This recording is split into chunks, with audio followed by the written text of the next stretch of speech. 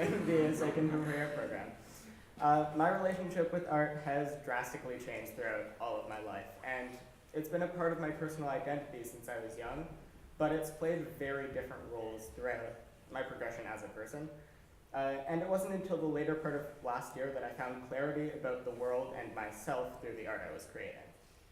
Early in my life, art was a place for me to have fun, a very personal experience where I created worlds and characters, drawing them in a cutesy cartoon style.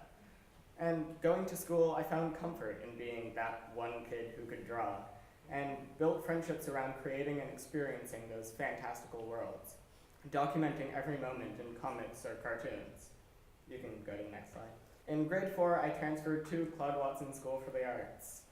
There, apart from visual arts classes, I also had classes in drama, dance, both vocal and instrumental music, and in the later years, digital and media arts.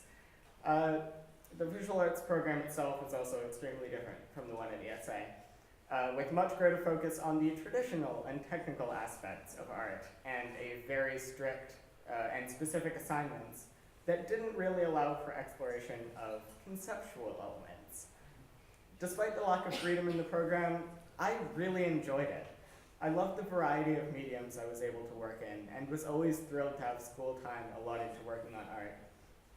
So the Claude Watson program went from grades 4 to 8, after which many of the students who continued in any type of art went to Earl Haig, the next slide.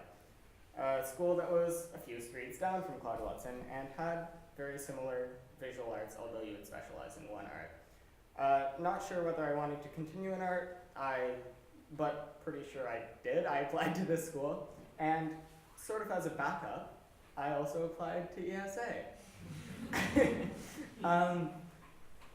Fortunately, in a stroke of luck that I didn't realize was lucky at the time, I didn't get into Earl Haig, and I did get into ESA, so now I'm here. Yeah, so the change from art classes I was familiar with to those at ESA was very dramatic. Even in grade 9, when there were clear assignments and expectations, the open, free, and conceptually centered artistic environment was unlike anything I'd ever experienced. Shocked by the change of focus, but still passionate about the process of producing art, my grade 9 year was filled with experimentation. I did many things I'd never tried before, like mixed media sculpture, more stylized conceptual painting, dabbling in digital art, that too. All yielding results that I was moderately pleased with, but never too proud of. And at the end of the year, I hadn't found any sort of direction or style that I wanted to stick to. So I had a difficult time in my grade 10 year, where the projects were much looser and the due dates were almost non-existent. I fell into sort of a rut, a cyclical artistic existence, if you will, stuck in a creative purgatory of not producing anything unless it was needed for a mark.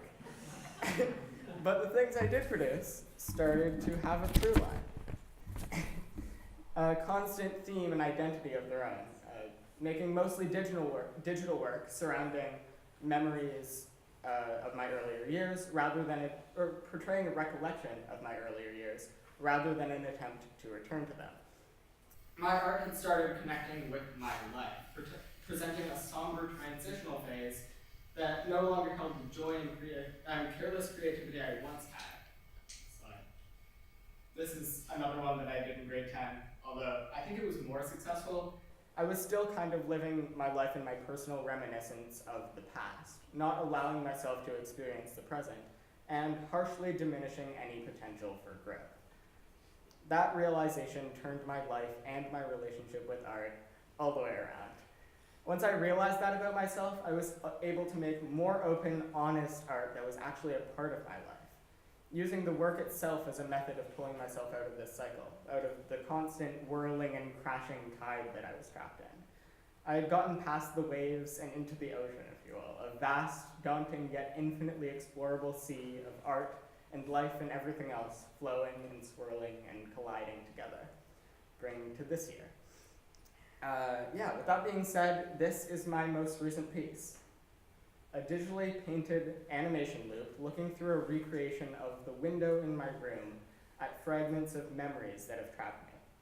I'm just going to let it play for a bit.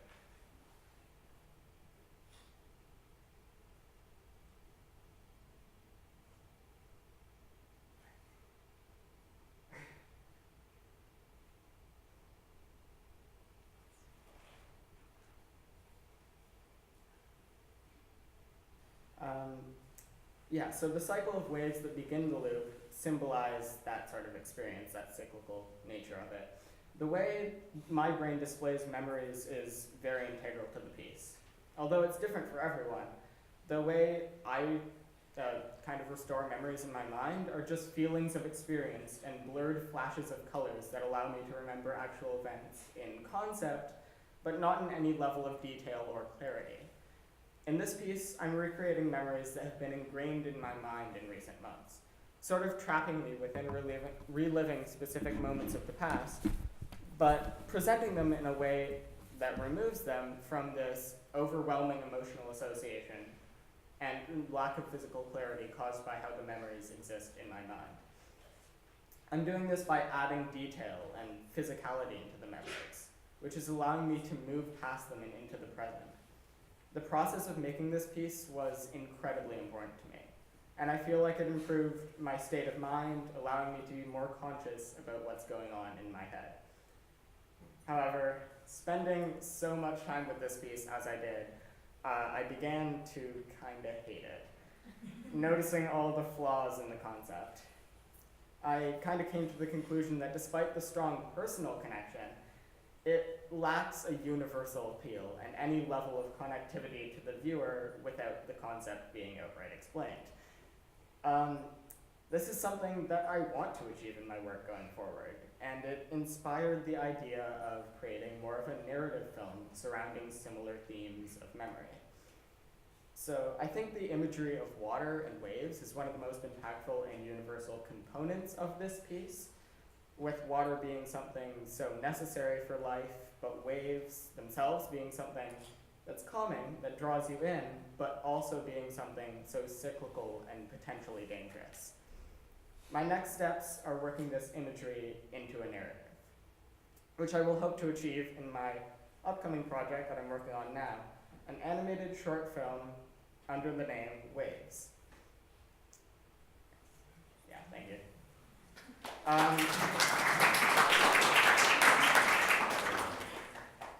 It's still in its early conceptual stages, not even that little test animation that I was going to show is done.